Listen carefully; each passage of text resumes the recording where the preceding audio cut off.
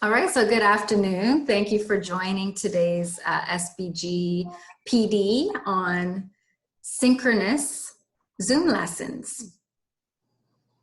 Jenna and I will be co-hosting, and so we hope that this will add to your repertoire of remote learning information.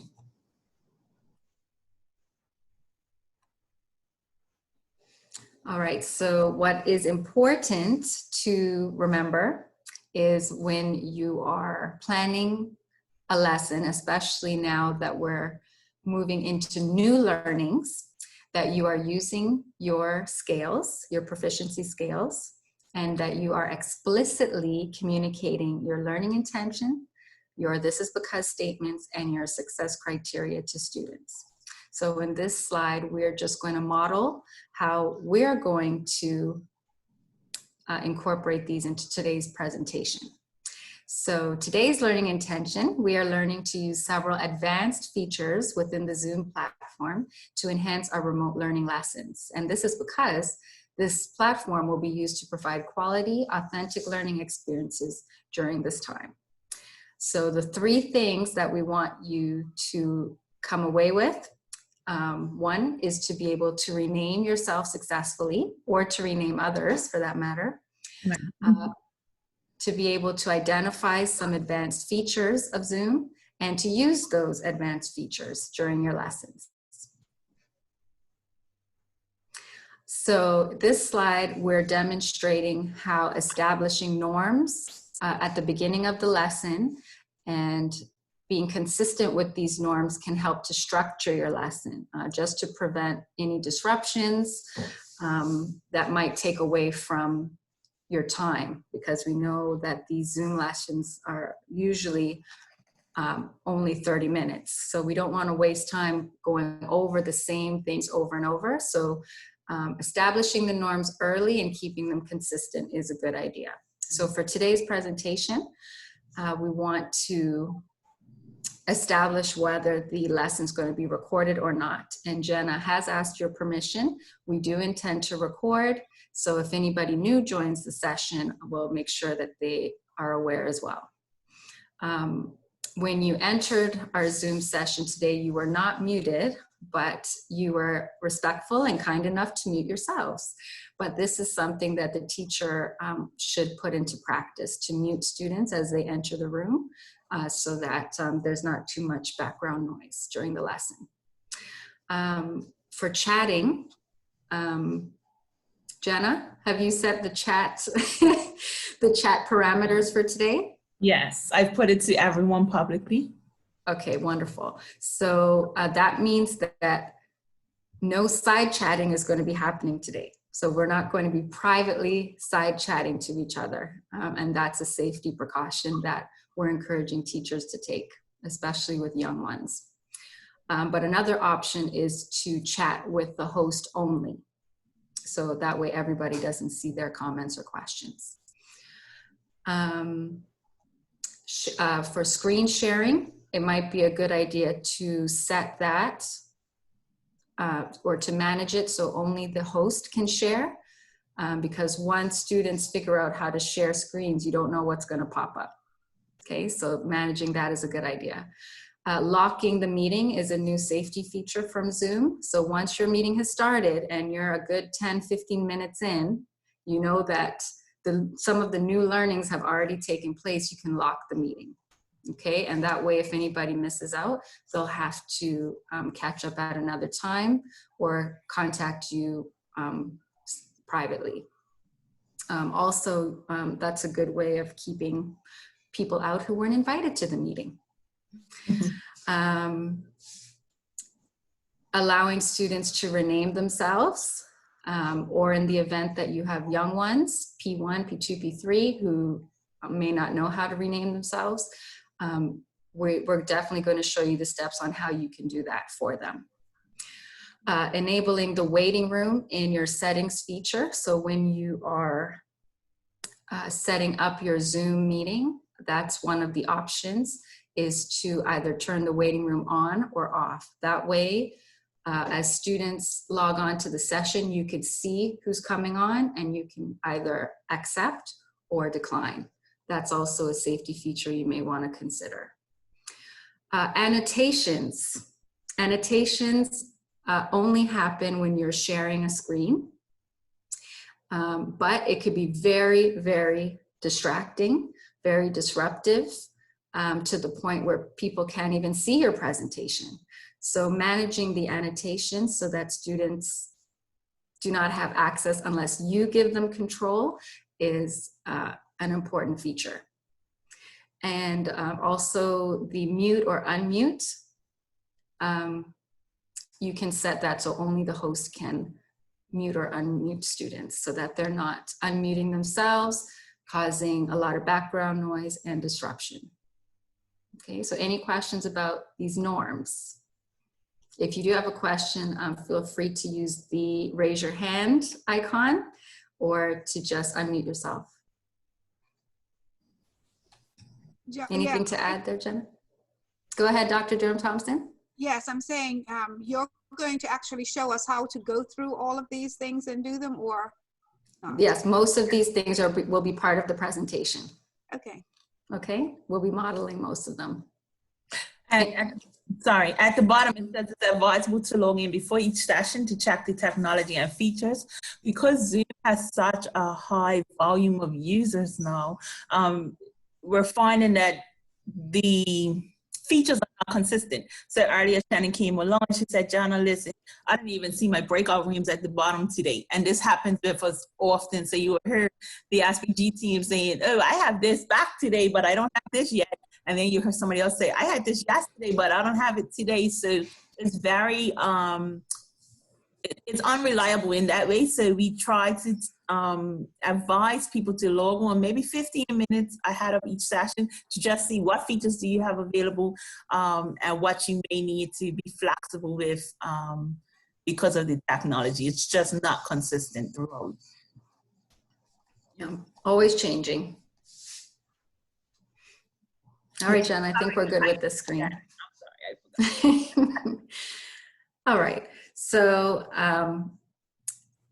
in your top left corner, that's where mine is, but check your screen. In the top right corner, you may see this icon with the eye in the middle of the circle. That is where you can get the meeting ID number for the Zoom that you're in. So for example, if a parent says, this device is giving us a lot of trouble, the reception's going in and out, you know, things are freezing, I'm going to try it on another device. What's the ID number? If you don't have it written in front of you, you can click on this icon and you'll get that information. As well as it should have the password too, right, Jenna? If it has a password, yes. Mm-hmm. I think as of this week, everybody has to have a password. Right? The basic accounts are mandatory. Pro, okay. Remove your password. Okay, great. Great. So if it has a password, it should also appear in that box. Yeah, absolutely. Okay.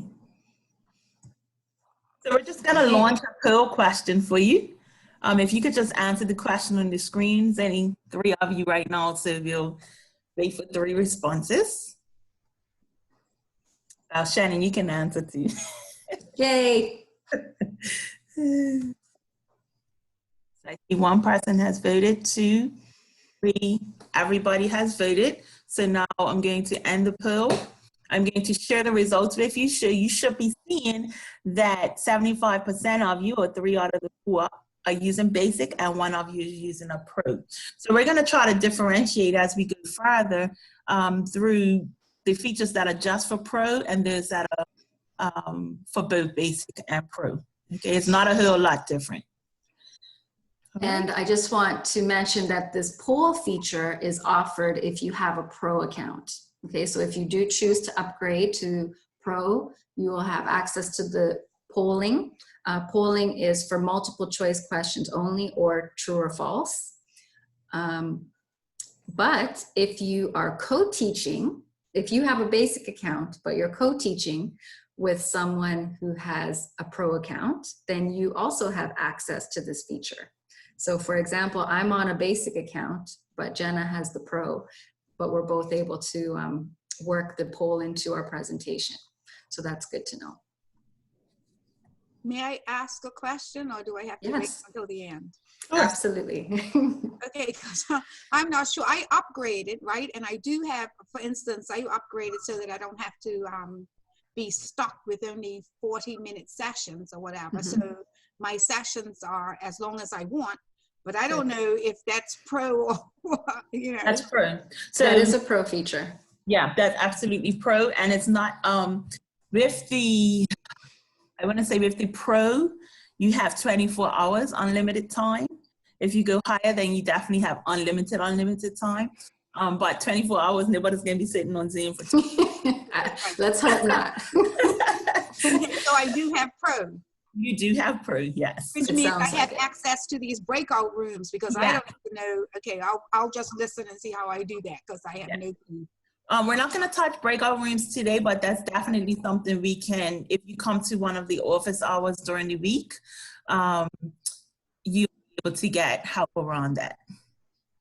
And Dr. Jerm Thompson, now that you have pro, you may actually have to turn on some of these features within your settings.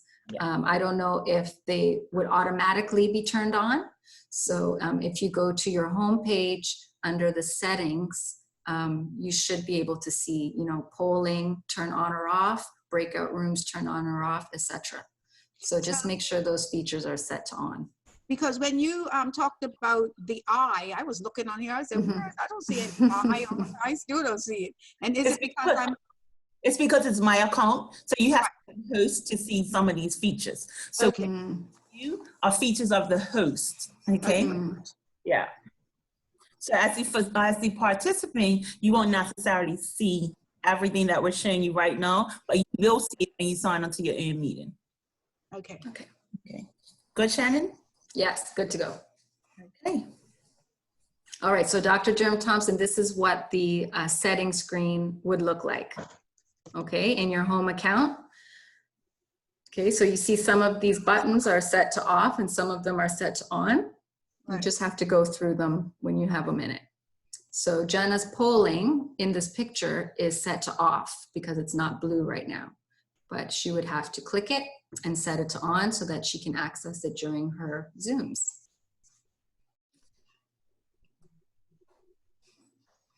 Okay, so now that she has clicked the on button, it will appear as one of those icons at the bottom of her screen. Sorry, I apologize. All right. Okay, so right now you may only see chat, you may only see share screen, probably see reactions, but as a host, you may see more depending on how many of those settings you've set to on. Okay.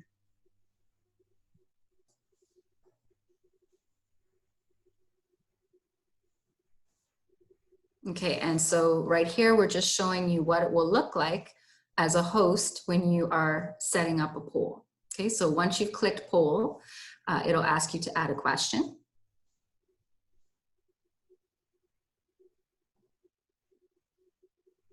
Okay, and at the top, the first thing you want to do is add a title. And the title is going to be important because for any future Zoom sessions that you host, those polls will be saved. So you can run the poll again, or you can create a new poll. But whatever poll that you've shared will be saved, and you can use it again. So giving it a title is a good idea to be able to find it again.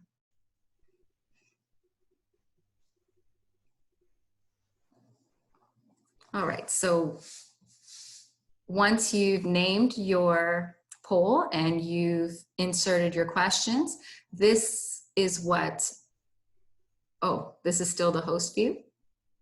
Oh, so, okay, great.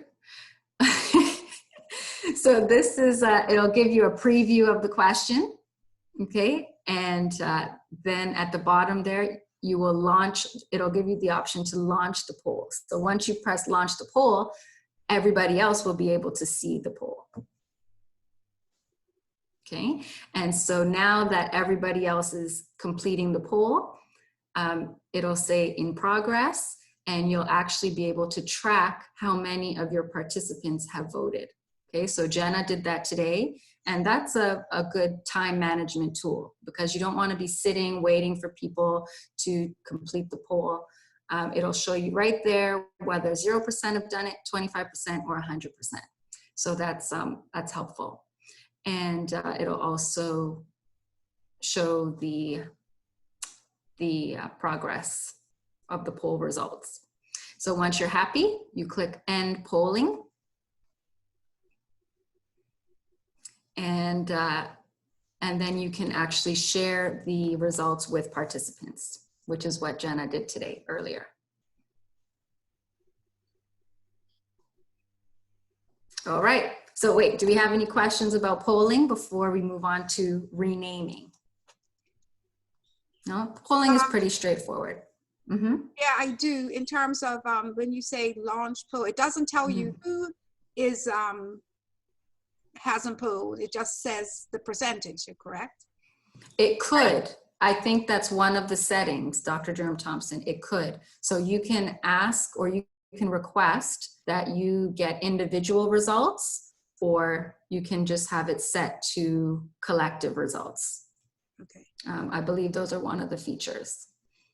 I like to tell teachers that that's a great tool for collecting formative data, because if you've ever used Plicker cards, or even the card game where you have red cards and green cards, or you have the letter cards, you know, you're collecting information, right? You're checking for understanding, and that's what the poll feature allows you to do, but just in a more interactive way, I guess. All right, so now let's talk about renaming. So let's say a student logs in and they're on an iPad. A lot of times it'll just say iPad or iPhone, and you want to be sure who that person is, just to make it easier for yourself. So there's two ways you could rename them. You can click on their video or their name, and the three little dots will come up in the blue box. So click on those three dots, and one of the options will be to rename that person. Okay, that's one way. And the other way is to click on the Participants tab, which is at the bottom of your screen. It's one of those management tools. Click on Participants, go to their name, and you should see the More tab. Click on the More tab, and one of the options will be to rename. I don't see a More tab. Sorry. So did you click on Participants? Mm-hmm. And then by your name, there should be mute and then something else there that says More. So you have to hover over your name. Right. Because you're a participant, Dr. Jerome Thompson, you can only rename yourself. Okay, and that's an important feature, because you don't want kids playing around and renaming their friends silly names. Well, that wouldn't be good. What I found was that when I went on to a couple of sites, I tried to rename myself and I couldn't. Why was that? You were doing it the same way? Yeah. Yeah, but you know, I went to click the three dots and rename myself, and I was in somebody else's meeting, but I couldn't rename myself. So does that mean that they locked me out or something? No, Zoom is just finicky like that. But also, if that happens, you can actually ask the host to rename you. So as Shannon has said earlier, I as the host can actually go and rename anybody in the list right now if I wanted to. So if you're ever having that problem, you can just ask, or if a student's having an issue, just ask the student, can I rename you? And then you just go and you click either the dots that we shared earlier, or you can go through participant way as well and rename them. So the host has that option as well, and you as the participant can do yourself, as Shannon mentioned. But Jenna, it is a feature for the host to manage that and to restrict participants from renaming. Yes. Even renaming even themselves, right? Yes, So absolutely. Dr. Jerem Thompson, perhaps that's what happened. Right, that's- Perhaps they had that setting. There's a way to block people from renaming themselves. Yeah. But we're going to show you where that is as well. Okay. Yeah. Yes. Okay. Okay. So if there are no more questions about renaming, we're going to move on to another feature, which is co-hosting. All right. And Jenna and I are modeling that right now. So we are actually logged into Jenna's personal Zoom account, but I am the co-host and I am taking advantage of her pro features. So, but for that to happen, Jenna would have had to make sure that under her settings, the co-host feature is on. Okay.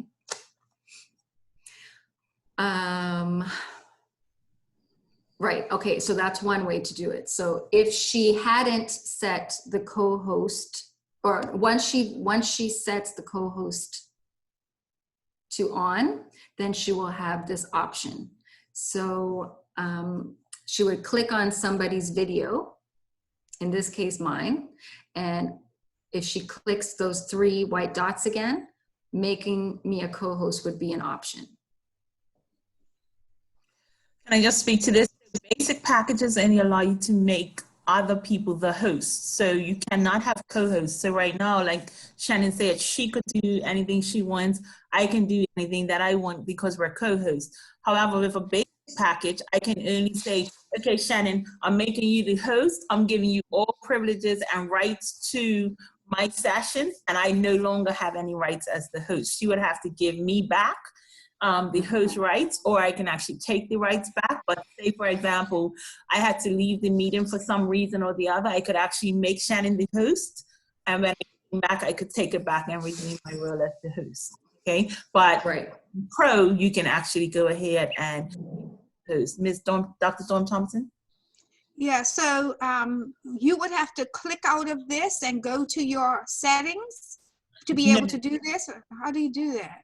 So in your settings, you want to make sure it's turned on. However, at this point, Tamisha was making me a co-host. So she went over my picture, over the frame, and it actually brings up the beautiful 3 white dots we're always looking for.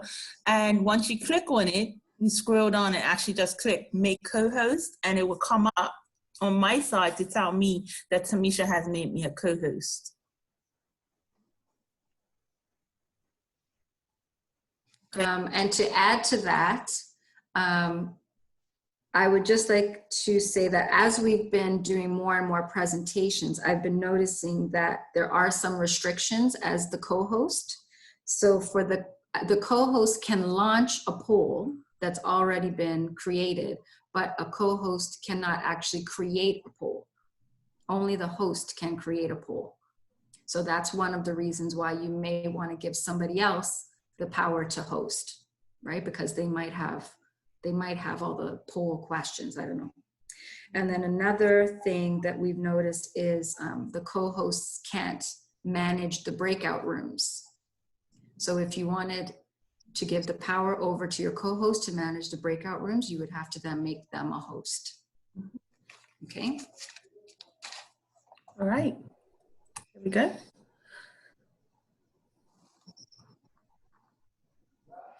All right, so here we're just showing you how to mute your participants or manage their videos. Okay, so you may notice in the gallery view, when you can see everybody's picture at once, that's what they call a gallery view. You can see the person in the top left is muted because she's got the red speaker that's been crossed out.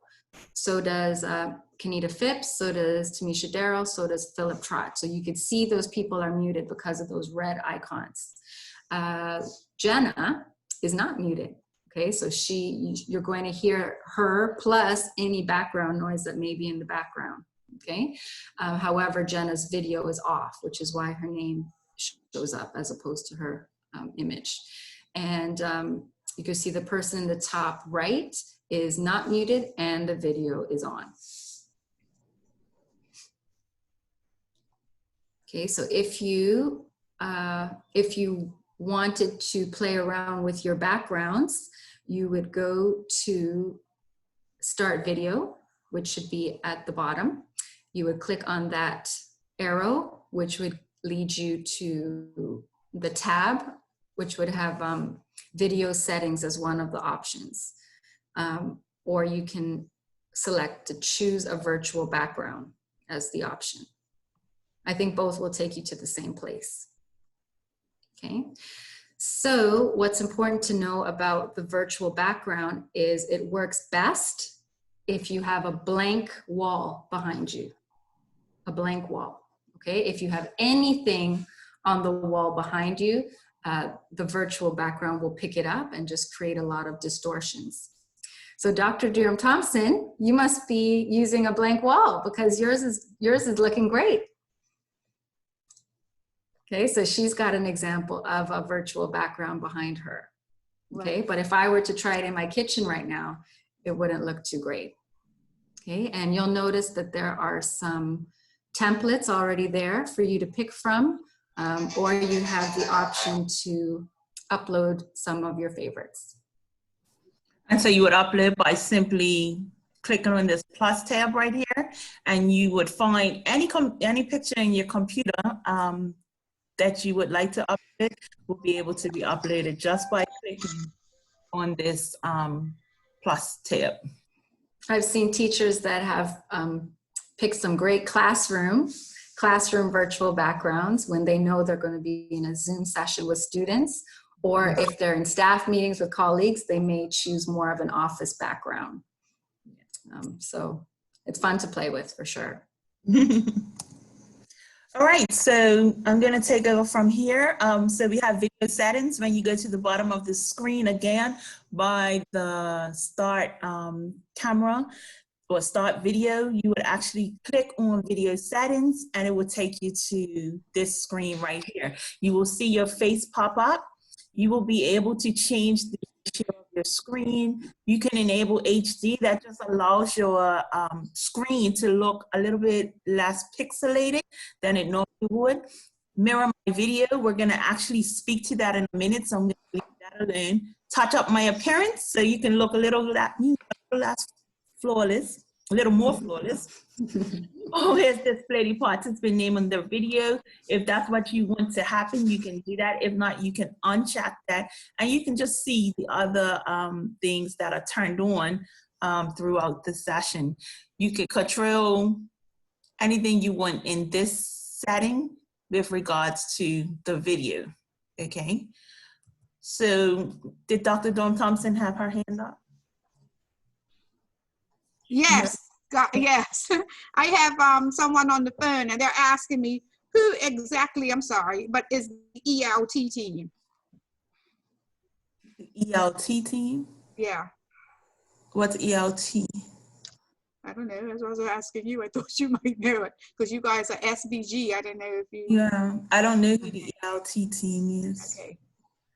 Okay. I don't know. Maybe that's the literacy team. Maybe. I'm just shooting at it. Maybe. All right. So so we're gonna look at Mirror My Video. That's a pretty cool feature, and it took us a little bit of time, Tamisha and I, playing with it to figure out what it actually meant. When Tamisha had her Mirror My Video on, and she wrote something in her book, when she held it up, everything appeared backwards or inverted. And so that wasn't very helpful as a teacher, because if she's trying to write on a whiteboard or even on a book and hold it up or a piece of paper, it's backwards and it's kind of difficult for her to kind of follow what she was doing. However, when she turned it off, then we were able to see it the right way around, and it made it easier for her to manipulate the document while looking at her screen at the same time without having to turn away from the screen. Again, when it was turned on, it looked backward. When it's turned off, it was the right way around for her looking at it. However, it didn't make a difference to me as the participant. I saw it this way every single time. So even if it looked like that, or if it looked like that, I always saw it the right way around. So this feature, Mirror My Video, is more for the host than the participant. Okay, so you don't have to worry if you're holding anything up, the student will see it the correct way around. All right, now we're going to look at security. This is something new that Zoom has added to their platform. It's a pro feature. So if you have pro, you'll have it. Basically, it allows you to do things like lock the meeting, enable the waiting room. You can disallow people from sharing or chatting or renaming themselves. This is what we were referring to earlier, where you can stop people from renaming themselves. You can remove participants from this tab. This is just a quick way to do all of these things. However, it doesn't mean under basic that you can't do them. You just have them in different areas. So we're going to show you what that looks like. Under manage participants, that's going to be a really important tab for you as the host. And we talked about this in the Zoom basic class. You can basically mute and unmute people from right here. You can turn their videos on and off from here as well. However, what I found out from doing multiple sessions and managing 150 people or so is that if I turn off your video camera, you are locked. That means you cannot turn your camera back on, all right? Unless I were to click on it again, and it would tell you that the host is trying to get you to turn your camera on. So if I turn that off, you are locked out from your camera coming back on unless I click it again, and it allows you to undo it. At the bottom of your screen, you will see mute all and unmute all. That's a quick way to just make sure everybody's muted, and then you can start your session. If you want to hear from everybody, you can quickly unmute everybody. Again, as you can imagine, having to get on a list of 30 people or so, it's a lot, right? Trying to unmute people one at a time. This button's just quick. It allows you to do it in a quick second. But be careful, because you could mute your co-host as well. So here you have the more button in the right-hand corner. If we click it, this is what shows up. You have mute participants on entry. So say I forgot to do that in the meeting setup. I could actually go quickly here, click on mute participants on entry so that everybody coming will be automatically muted. Allow participants to unmute themselves. If I had a class that was happening and the students were being a little unruly and they kept unmuting themselves even though I muted them, I could uncheck this. I'm sorry, my tab's in the way. I could uncheck this and they wouldn't be able to unmute themselves until I asked for them to be unmuted. Play the chime for enter and exit. This is important because it allows you to know that somebody in the room or exited. There's a way apparently in the settings where you can set it so that only the host hears it and not everybody else hears what's going on. But when you're working with the students, you want to know, did somebody come in? Did somebody leave? If your waiting room is enabled, you already know who's coming in, but the exit chime allows you to know when people are leaving the meeting. Allow participants to rename themselves. Again, I told you this is a way that people with the basic account can do it. Security is a quick way for the people with pro, but again, you can still do the same thing here. If I was to uncheck this, it says allow participants to rename themselves. They'll no longer be able to do that. Lock your meeting is important, especially if you're having a confidential meeting of sorts, or if you're in the class and you know everybody's there and nobody else should be coming in. That's just another feature to stay safe. Basically, there have been times where Tamisha and I have been up all hours in the night, maybe 11 o'clock, midnight, and we're trying to work out something or put together a PD session like we were for this. And then people would start popping into our meeting and we're like, what is going on? And then we found out that we were able to lock the meeting. When you lock the meeting, nobody else can come in until you unlock the meeting and then they're allowed in. So that's a cool feature. So that even if you're having like, I don't know, learning support meetings or whatever, it's a little bit more private and a little bit more confidential. Next, again, under participants, we were all in a meeting here. If you see at the top, you would notice that the people that are unmuted tend to float towards the top. So if you have a large group of people all you have to do is kind of look at the top to see who's unmuted. Before, I was kind of scrolling through 100 and something people trying to figure out who is unmuted. And then it wasn't until I started to realize, hold on, they're actually rising to the top. I can just click on Keisha, and it will mute Keisha, and Keisha will float back down to the bottom, and the list actually begins to go in alphabetical order. All right. This is a pro feature. Again, this is one of those features that is inconsistent even among pro users. So sometimes, like I have this feature, but some of my colleagues who have pro do not have this feature, and we cannot figure out why. We know there's a setting in the profile that's called non-verbal gestures, I believe it's called. I think you have to turn that on, and then it should give you access to these ones right here. Share screen. This one right here is your favorite button.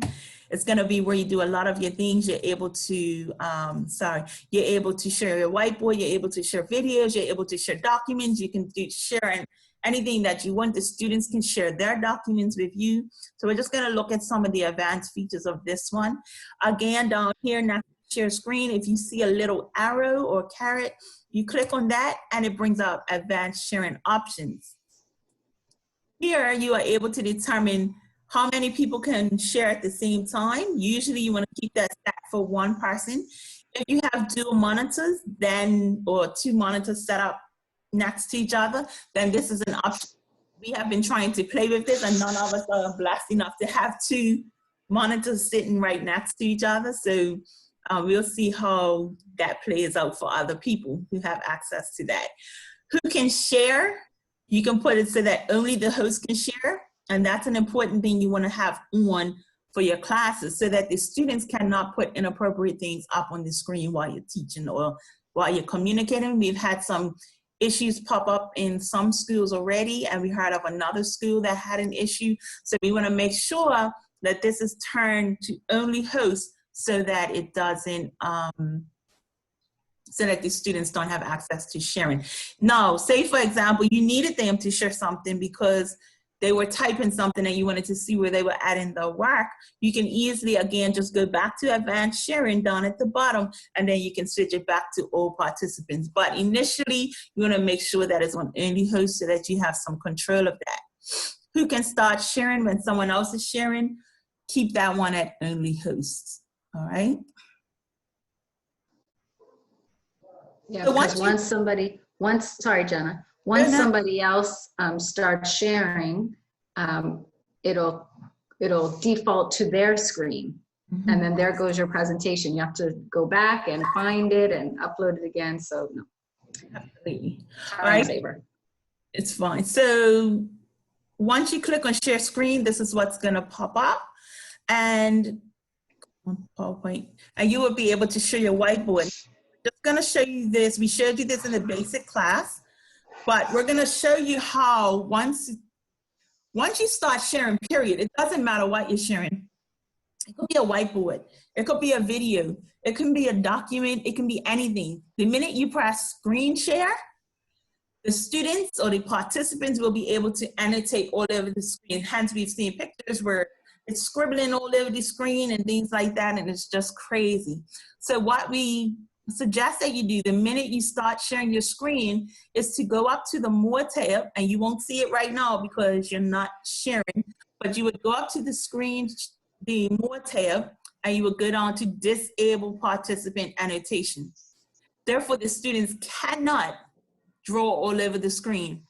But what happens if you were teaching and you say, okay, but I actually want them to be able to annotate on my whiteboard because I want them to answer a question or whatever. Again, you just come right back here to More, and you would enable participant annotation, okay? If you look under that one, hide names of annotator, that says hide names because I've actually enabled to show me the names, but usually it says show names of annotators. You can also do that as well. So right here, you can see that Tamisha was annotating on my whiteboard, and it actually showed me Tamisha Darrow was the one that was writing on my whiteboard. So that's helpful if someone is scribbling all over the place, or it's also helpful when you have multiple children who may be annotating at the same time. You can see who put what answers up on your whiteboard, okay? Again, when you click on share screen, anything that's open on your computer will show up here for you to be able to click on. So for example, if I wanted to click on the 12 days of STEAM, I would click that. I would go to the right-hand corner, click the blue button, share. If I'm sharing anything with music or sound, it must be click this little button in the left-hand corner. You need to make sure that's on. If not, you will hear the sound, but they won't hear anything. They'll just see what's happening. All right, so this button right here is your favorite little square to press. All right, so again, once I start displaying whatever it is that I want to share, I can stop share by clicking stop share. Or if I want to make it seamless as possible, I can press new share. New share will bring this screen back up, and I can just pick another one. Say I wanted to play this PowerPoint and share it, right? And it would just pop up without me having to press and share.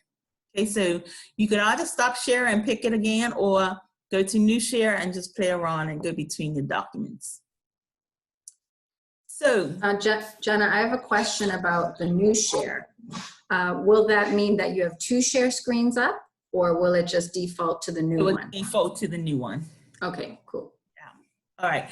So here we have the didax.com math virtual manipulative site. Basically what this site does, it allows the students to work with manipulatives. So I'm gonna try to put the address into the chat. Now, this has not been working for us lately, but you never know, it's a new week. They might have fixed it. And I don't see that it. If not, I could share from my end. So, right. So what I'm gonna do is actually, Shannon, go ahead and bring it up. Okay, I have on it. your website. Okay. So start sharing my screen? Yes, you can. Okay. There we go. All right, so now Shannon is actually showing us the website. So Shannon, click on base 10 blocks for me, please.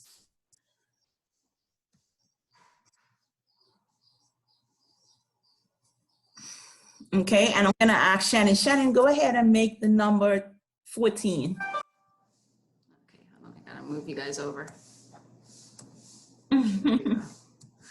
14, so I need a 10. Mhm. And 1, 2, 3, 4 ones. Excellent. And what I'm gonna actually do, Shannon, if you could go at the bottom and press the red arrow, and it's gonna clear her work. What I'm gonna do right now, I'm gonna request remote control from Shannon. I'm gonna request that I can control Shannon's screen. And I'm gonna show you how to do that after this. So Shannon, please give me access to your screen. I don't want to, but I will. So right now, Shannon, put your hands up. I just want them to see that I'm actually controlling her screen. Can you see me moving the mouse? And I'm gonna make the number 100, come on, 110, okay? So I know I need 100 and 110 to make the number 110, all right? So again, you are able to share the control of somebody else's screen as well. I could also give Shannon control of my screen if I were to pull this up. Say a student was having a problem pulling it up, and say, you know, do this on my screen and show me what it looks like. And we're gonna show you exactly how that happens. So you can give somebody control, or someone can request control. Thanks, Shannon. Would anybody like to try? Question. Yes. Yes. So then you're requesting for control of that screen. Mhm. Where are you accessing that request to? Okay, Was there like a button that said request host for?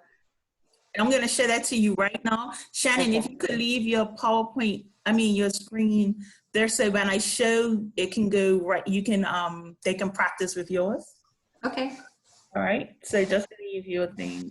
All right, so when you are sharing as the host, up in the top of the screen or wherever your bar shows up, you will see remote control.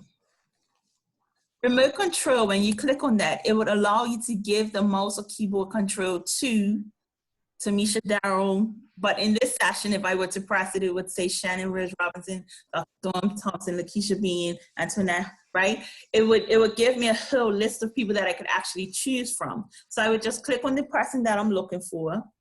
And at the top, it's gonna tell me waiting for Tamisha Darrell to control your screen. Once Tamisha starts controlling my screen, you will see that the mouse is moving all over the place. She can type. The other day we were playing with it and I stopped closing down all Tamisha's documents on her computer. She wasn't happy, but I was able to do that, right? Because she had given me control of her screen. I can go back to the same remote control and then I can press abort control and it stops her from now controlling my screen as the host. So I still have control over what's happening in my session, okay? Or we can go to, now this is what you guys can do today to practice. You see right now it says you are viewing Jana Bean's screen. You'll see that twice. You see it on my PowerPoint, but you should also see it in real life because you are viewing my screen. There is a button that says view options. If you click on that button and scroll down, you should see request remote control. If you click on request remote control, it will ask you to request control of my screen, okay? And then, see, so Antoinette has asked for my remote control, so I'm gonna approve it. I'm just gonna let her try to click my PowerPoint forward. Antoinette, go ahead and click my PowerPoint forward if you can. Just moving the mouse, there we go. She went backwards on my, and she's now circling the mouse around. So you're able to do that. What I'm gonna do right now is stop sharing. And I'm gonna ask Shannon to bring up the didacts again. Hold on 1 second, Dr. Thompson. I just need to stop sharing. Okay, Shannon, can you bring up your didacts and let them ask you for control? Okay. You can do the base 10 again, it's easy.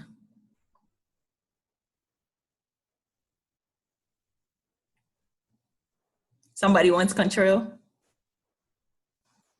Yep, Miss Hollis has it. Here we go. So can someone open base 10 blocks? Or a different one. Or anyone, yeah. Yeah, there's lots of great games.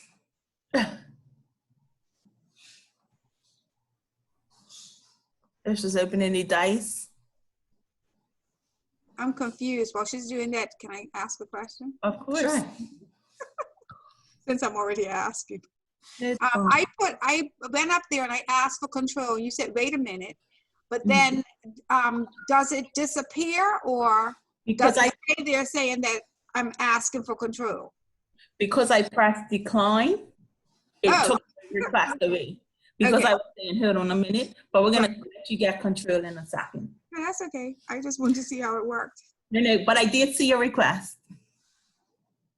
So Miss Hollis, you have 2 dice there. Now, yeah, shake them up. With the 2 dice symbol on the tab. Oh, now you changed the type of dice. So you could either use the dice with the dots or the dice with the numbers. It doesn't let you do a combination of both. I've tried. You've been playing, Shannon? I have. But yeah, if you click that, there you go. It'll shake the dice. Yeah. There you go. And you could put 2 dice, you could put 5 dice, and then it could be an exercise, you know, where they have to add the sums. Multiply. Or they could use the different combinations to create number sentences. Lots of possibilities with this feature.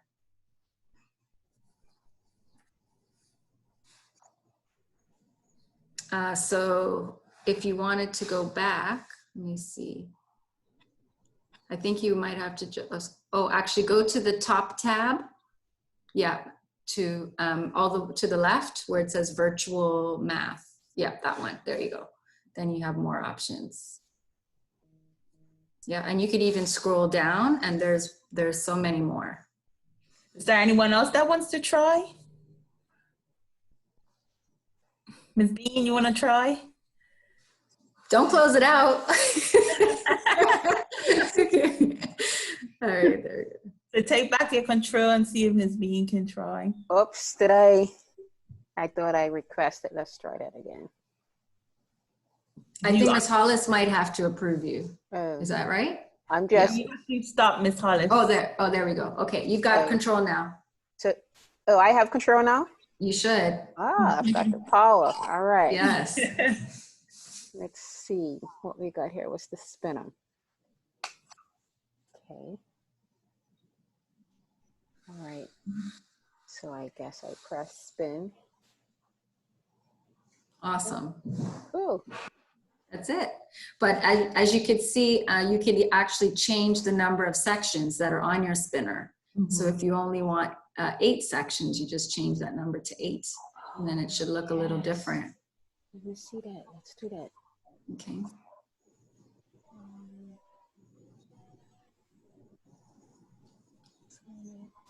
Mm-hmm. There you go. Oh. And you could show the numbers or not. They could just focus on the colors or vice versa. Oh. Yeah. Pretty cool. Yeah. All right. Dr. Thompson, do you want to try? So when I want to now give it back to you, you take it back? Oh, I give up remote control. I see it. Give up remote control. Got you. Yeah. Dr. Thompson? So how do I get control? So go up to view options, find view options by where. Oh, that's where I put up before request remote control. Yes. Yeah. So request.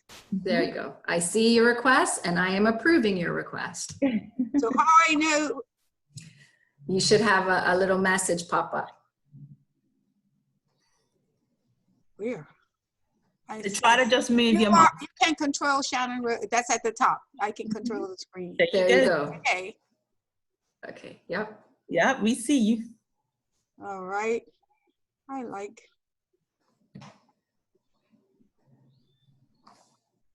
The number line's pretty cool. There's lots of choices. What happened? It keeps disappearing. It keeps. It's probably scrolling down. Oh, too quickly or something? Maybe, yeah. Where did the number line go? So you have color tiles, yeah. So lots this is of a nice one. So I have no clue what this is. The eraser. Yes. So if you wanted to start over or you made a mistake. Or...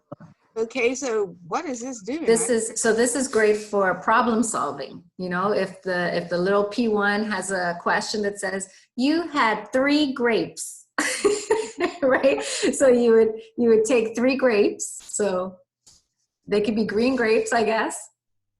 So what am I doing? There you go. So that's just representing your grapes.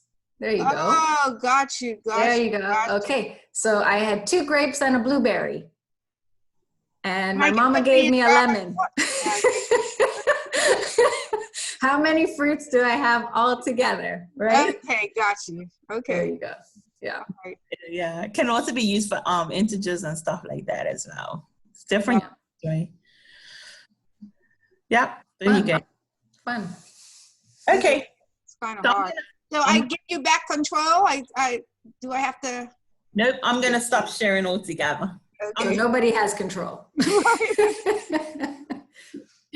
Right. So you can see here in PowerPoint that Kelly had requested remote control of my screen. You can decline or you can approve. And so when you did get control, you were getting approved. When I declined Dr. Darren Thompson, this is what I was pressing just so that I could get to the next screen. All right. Here we go. So again, if you go under share screen has a lot of features in it. We're going to be producing a presentation, thank you, that shows us how to use our iPhones and our iPads to share from as well. So I actually use this link and I actually write on my iPad. It gives me a lot more control of my writing, and I actually display my stuff from my iPad right onto the screen, and students that I tutor are actually able to see it a lot better than me trying to hold up a whiteboard and do it, or me trying to write on this whiteboard. A little more tedious. So I use my iPad to do that, and we're going to have a different presentation that actually shows how to do that. Okay. And hopefully for Android phones as well.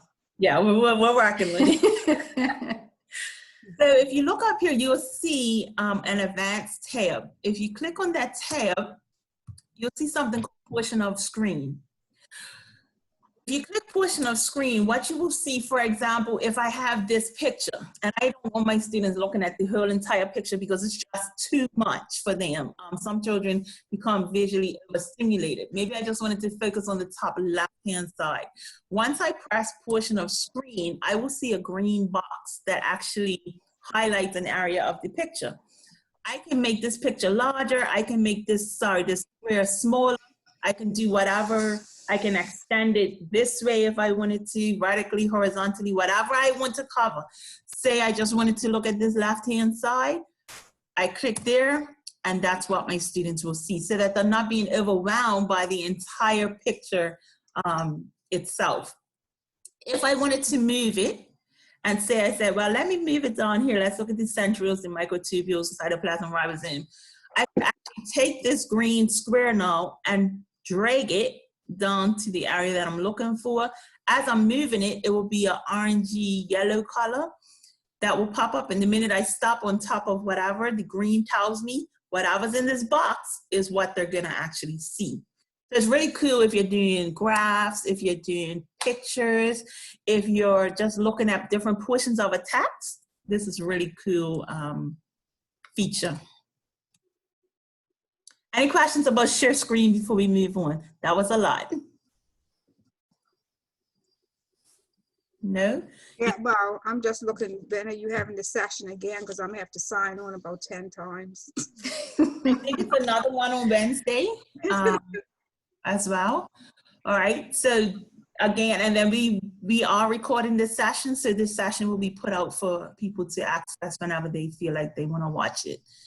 Something that Shaquita always recommends is to make sure that you don't have too many tabs open on your desktop, so that when you are prepared to share the screen, it'll go right to it, and you don't have to rifle through all that other stuff to find it. Exactly. Yeah.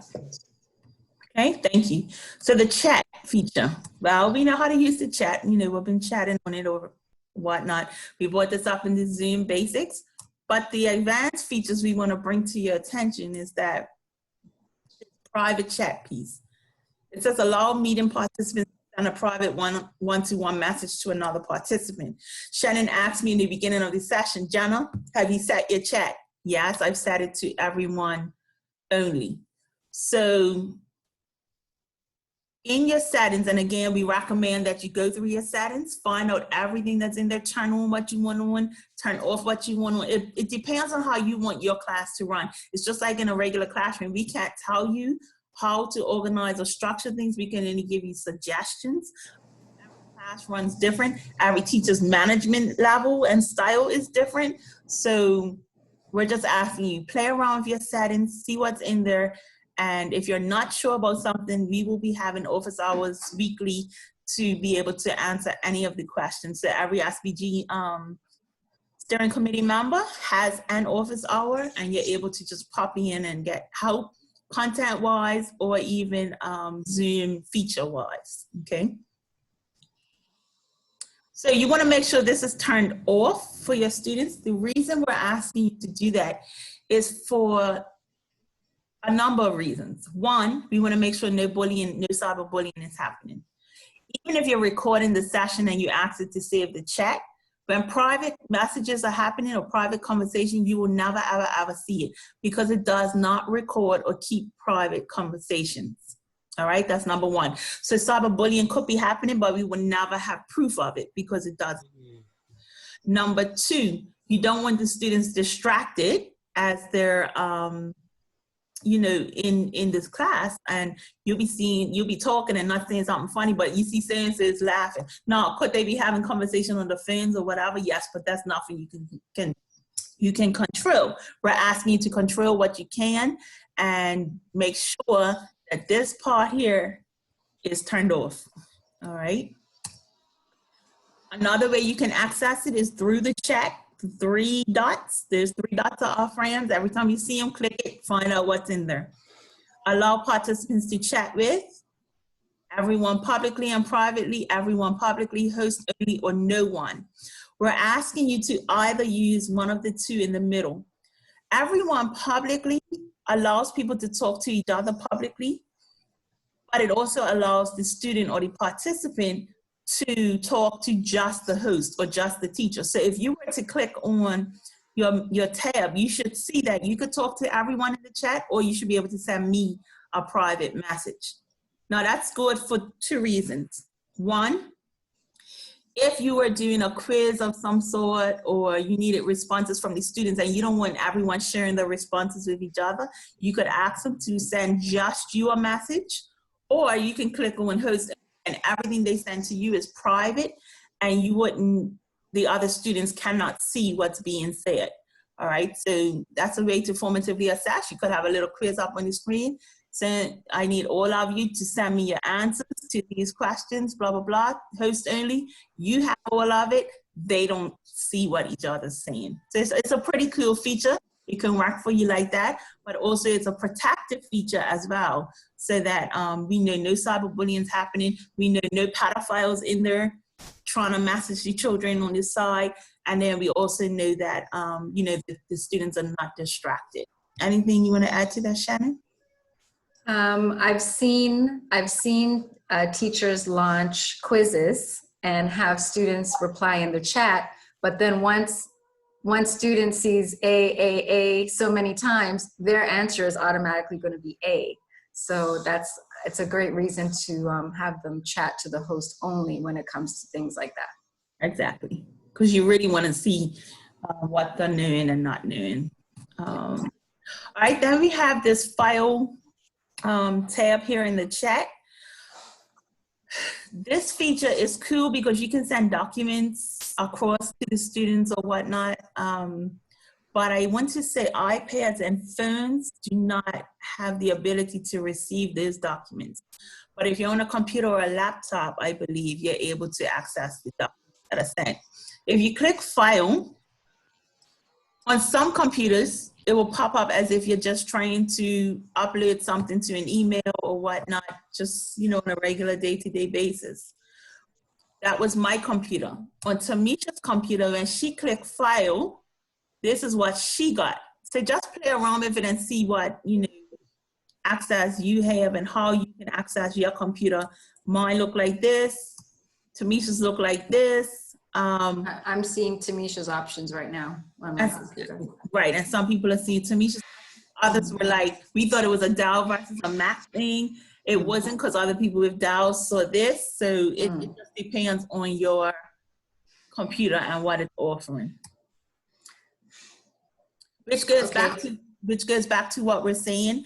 Know your features and know your settings in your computer and in your profile, because then the more comfortable you are with what you have access to, the better off you're gonna be, because we don't know everything that's out because they keep chopping and changing so much. While I have the chat screen open, I see that you posted the Didax link. Yeah. But it won't let me copy and paste. No. So you still can't do that from the chat. You cannot copy and paste from the chat at the moment. We used to be able to, and also the link used to come up so you could just click on it and go to the website, but that hasn't been working either. So hopefully those features back around. We just keep playing with them.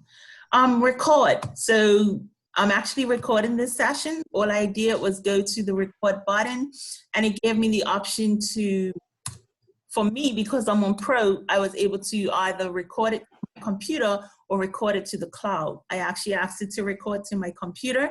We know that it's recording because in the left-hand corner, you will see that it's recording.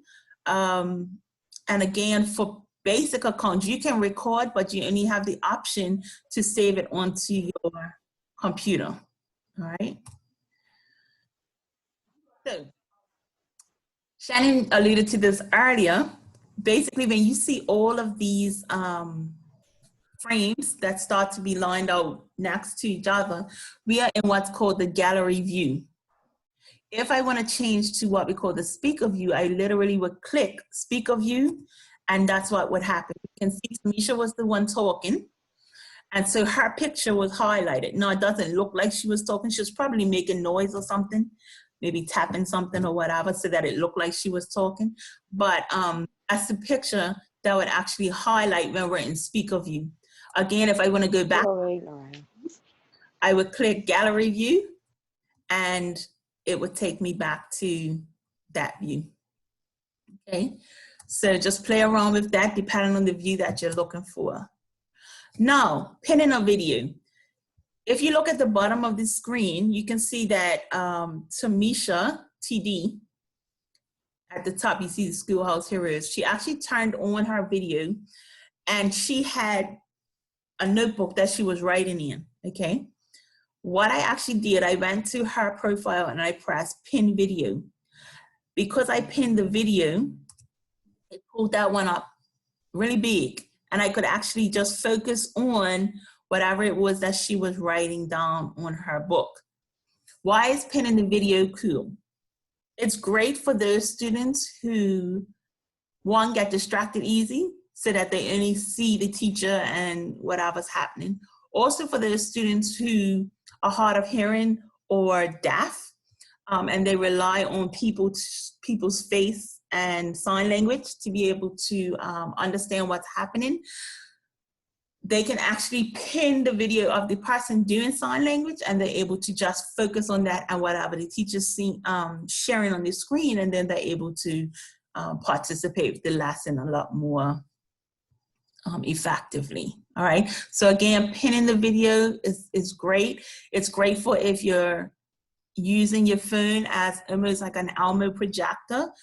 It's also good if we are, like we said, doing sign language. Now, I as the host can pin something that people can just focus on, or you as a participant can pin a specific video as well. And when we say video, we're just talking about one of these frames, okay?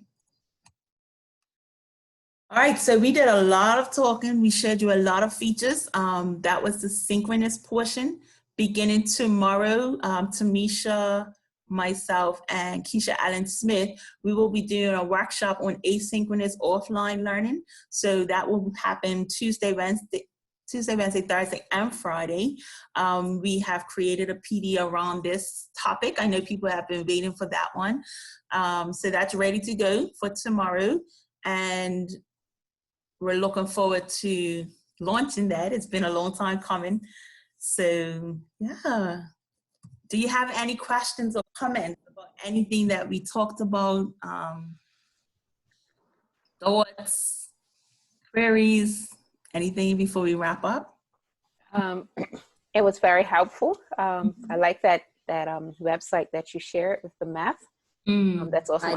I'm not a classroom teacher, but certainly a lot of these tips I can certainly use when I'm doing things like mindfulness, or when I'm doing my one-on-ones with my students with their therapy sessions. Yeah, Right. It was quite helpful to me. Good. awesome. Good. Thank you. you. Usually I have to call on someone else who I'm sharing the screen with and say, can you do this? Can you do that? Now I can do it myself. So Awesome. thank you. Good. Awesome. And again, like I said, this will be made available for you to revisit, or there are sessions on Wednesday and Friday, or is it Wednesday and Thursday? But there are sessions later this week, more around this one. And again, like I said, we're moving to the asynchronous world beginning tomorrow. Okay, so this one, you said we can have access to it. How do we get access? Kelly will send it out to you. Okay. Yeah. Mm-hmm. Right. So if you can either type this into your URL bar, or you can scan this code and you should be able to get into the attendance. If you could just put your attendance in, fill that out, we'll make sure that you get your PD hours for this session. And then if you don't have any other questions, feel free to go ahead and leave the meeting. Shannon and I will stay on for another 5 to 10 minutes. If you have further questions, we will gladly entertain them. And thank you for being a great audience. Thank But you, guys. And did you type this with the attendance? Did you type it into the chat so I could, how do I get? We can't copy and paste from there, so it really wouldn't help. So I would suggest just typing it from this screen. Yeah, we won't change the screen. Unfortunately.